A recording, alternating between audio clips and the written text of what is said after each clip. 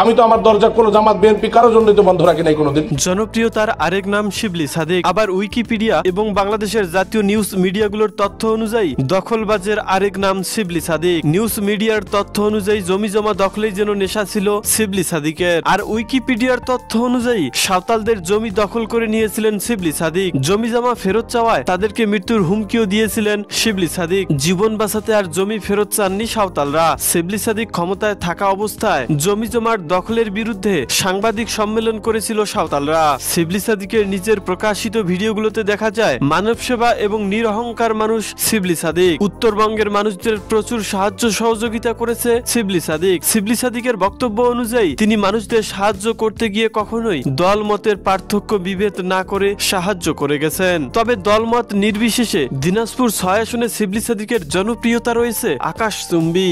জানা যায় সেখানকার মাটি ও মানুষ শিবলি সাদিকের কথা বলে।